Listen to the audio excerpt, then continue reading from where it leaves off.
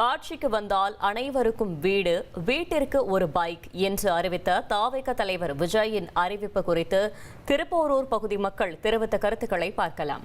நான் வீட்டுக்கு ஒரு பைக் கொடுத்துருவேன், வீட்டுக்கு ஒரு குடும்பத்துக்கு ஒரு வீடு கொடுப்பேன் அப்படின்றது இது சாதாரண ஒரு ரோட்டில் போகிற ஒன்றுமே விவரம் இல்லாத மக்கள் கூட தெரியும். இதை செய்கிறது சாத்தியப்படுறதில்ல. பொய்யான தகவலை யார் தேர்தல் அறிக்கை எழுதி கொடுத்தாங்கன்னு தெரில. இதை அவர் சொல்லி அவரை அசிங்கப்படுத்திக்கிறாரு. சில அரசியல் தலைவர்களும் சொல்லியிருக்காங்க, ஆளுங்கட்சியாக இருக்கட்டும், எதிர்கட்சியாக இருக்கட்டும், இதுக்கு முன்னாடி ஆண்ட கட்சியாக இருக்கட்டும், சொன்ன திட்டங்களை அவங்க என்ன நிறைவேற்றிருக்காங்க. அதுபோல் விஜயுடைய கருத்தாக இருக்கும். அது அவர் வந்த உடனே தான் நம்ம அதை டிசைட் பண்ண முடியும்.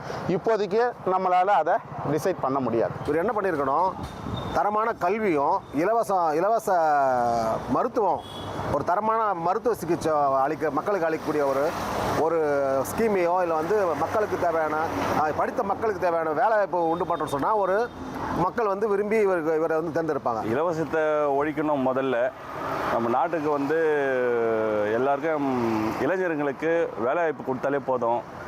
அடிப்படை வசதி, கல்வி, மருத்துவம் இதை கொடுத்தாலே போதும்.